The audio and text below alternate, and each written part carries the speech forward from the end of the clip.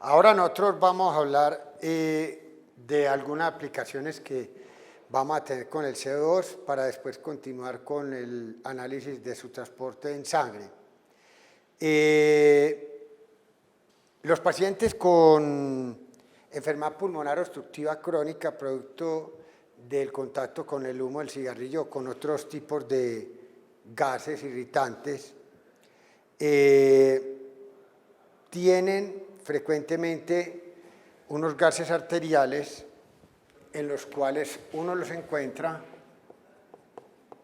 con mayor CO2 de lo normal, lo que nosotros llamamos hipercapnia. Además de ello, se encuentran hipoxémicos.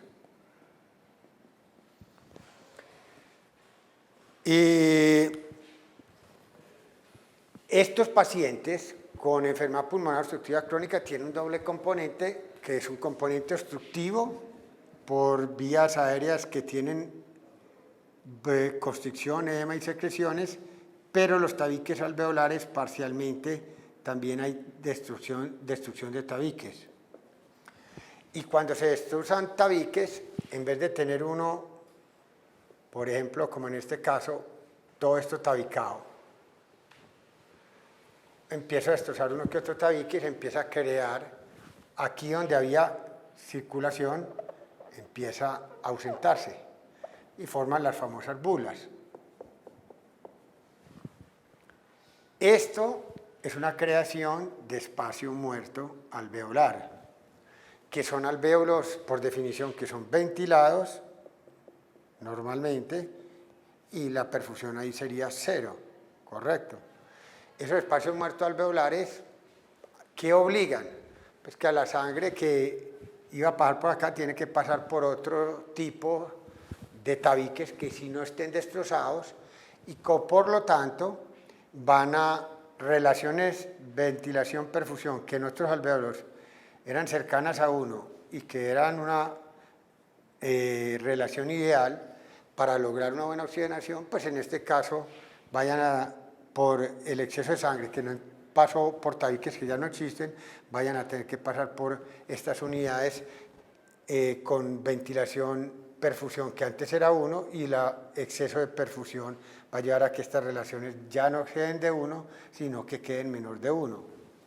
Corriendo uno el riesgo de que si no hago ningún correctivo, pues obviamente estos pacientes con relaciones BQ bajitas tengan una tendencia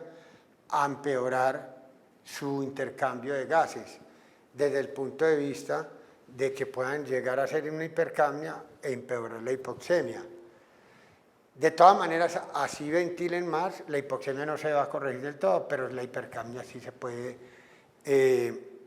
corregir en ciertos pacientes con EPOC si ellos toman la determinación de una hiperventilación más marcada, ventilar. Entonces la solución de esto es aumentar la ventilación. Esa ventilación en las unidades que todavía tienen perfusión me va a mejorar esta relación que era menor de 1 a tirarla cercana a 1. Y eso desde el punto de vista del intercambio del CO2 es buena, del oxígeno también es algo bueno, y las zonas que no tienen perfusión pues van a quedar sobreventiladas, que es un desperdicio de aire ahí, pero lo estoy haciendo para poder mejorar las relaciones BQ de otras zonas que están más bajas debido a la sobreperfusión porque no entró sangre a tabiques destrozados. Lo que no se conoce bien en el EPOC es porque hay algunos pacientes, un tipo de EPOC, en los cuales parece ser que el centro respiratorio es más sensible que lo normal a esa hipoxemia y a esa tendencia a ver hipercapnia, y entonces pelea contra su enfermedad, hiperventila. Esos casos, esos pacientes son capaces de mantener en reposo una frecuencia respiratoria alta y no se vuelven hipercápnicos como los que acabo de escribir, sino que pueden incluso tener hipocapnia o un CO2 normal, una eucapnia normal. Pero siguen siendo hipoxémicos porque la forma de la curva de disociación de hemoglobina por oxígeno no le lleva a que esto pueda corregir las relaciones BQ altas como vamos a ver después, no corrigen las BQ bajas. En cambio, para el CO2 sí, porque la relación de CO2 con la contenido de CO2 y la presión parcial, pues una relación mucho más lineal, de relaciones BQ altas, si pueden mejorar las de BQ bajas. Y yo quedo muy eucápnico. Bueno, eso en un porcentaje de POC, que son aquellos que tienen generalmente un predominio enfisematoso, que son lo que llaman sopladores rosados, mantienen una mejor oxigenación siendo todavía hipoxémicos, pero no tienen tanta hipoxemia, pero no son cianóticos. Y generalmente tienen un prototipo asténico, flacos y pelean contra su enfermedad. No les va a dar tanto desarrollo de cor pulmonar y tienen unos gases arteriales mejor conservados. El otro tipo de paciente con EPOC es el que muy frecuentemente también ve uno, en que tiene la pre-CO2 alta, hipercápnico, y una hipoxemia más marcada que el del enfisematoso. Todavía más marcada porque no, el grado de ventilación no es el adecuado. Parece ser que esta gente, el aumento del trabajo ventilatorio requerido para mantener una normal presión arterial de CO2 parece ser muy grande, o no hay una buena sensibilidad del centro respiratorio a esos gases arteriales, y él toma la determinación inconsciente, su organismo, de ventilar menos, pero le va a costar un impuesto a él. Va a tener que manejar un CO2 que ya no es ni bajito ni normal, sino alto, y una hipoxemia mucho más marcada que lo que maneja el enfisematoso, y por tanto ese paciente va a ser francamente una tendencia a una hipertensión pulmonar más marcada por vasoconstricción pulmonar hipóxica, que después veremos, y por esa vasoconstricción pulmonar hipóxica más marcada, esa hipertensión pulmonar más fácil y de mayor grado, y hace por lo tanto una poscarga aumentada al corazón derecho, lo que va a repercutir en el fondo en un cor pulmonar más frecuente que en el paciente con enfisemato, que es enfisematoso. La otra importancia de tener una ventilación adecuada o no es cuando se hace una infusión intravenosa de bicarbonato, por ejemplo, cuando usted tiene una resucitación cardiopulmonar porque el paciente está en paro. Al paciente generalmente se le intuba endotraquealmente, y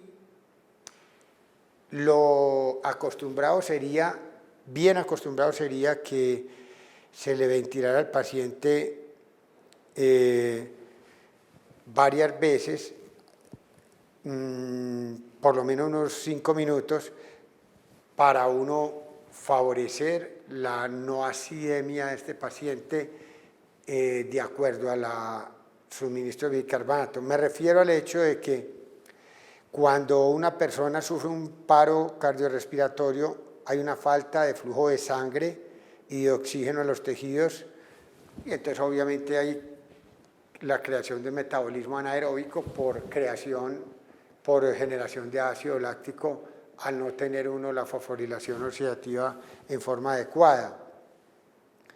Entonces, esa formación de ácido láctico, así el ácido láctico a pH del cuerpo y aún a un pH más ácido, aún así, ese ácido láctico nos va a generar a nosotros lactato más H+, ¿de acuerdo? Y ese H+, va a buscar un bicarbonato de mi sistema buffer y me va a generar CO2. Ese CO2, si yo tengo la misma ventilación que antes, por culpa de meterme a mi bicarbonato, yo normalmente, ¿qué es lo que hago cuando estoy vivo y estoy consciente y respirando? La ventilación me va a eliminar ese exceso de CO2 generado por el ácido láctico, o si no, yo correría el riesgo de acumular ese CO2 producto del suministro de bicarbonato en resucitación y contrarrestaría el efecto beneficioso de bicarbonato. Por lo tanto, hay alguna gente que ha llevado que es cuestionable el uso de bicarbonato dado el problema con la resucitación que pueda generar mayor acidosis. Sin embargo, si usted tiene una buena oxigenación ahí, puede, de acuerdo a una buena ventilación alveolar, podría evitar ese problema. Pero ahí se queda pues la discusión planteada en algunos que plantean que eso es beneficioso y otras cosas que no se debería usar. Estas son dos aplicaciones de la ventilación alveolar como herramienta fundamental para manejar el CO2 alveolar y arterial, porque no podemos olvidar que la presión alveolar de CO2 que se va a manifestar después en la arterial depende de una constante por mi producción de CO2 por minuto sobre la ventilación alveolar. Y mientras no haya una alteración en el metabolismo de uno importante, esto generalmente se permanece constante, pero esto yo lo manejo con mi centro respiratorio. Ventilar más o ventilar menos es manejar más o menos CO2 arterial. Con esto culminamos entonces esta parte de aplicación del CO2 en clínica para lo que a nosotros nos va a interesar después en las enfermedades.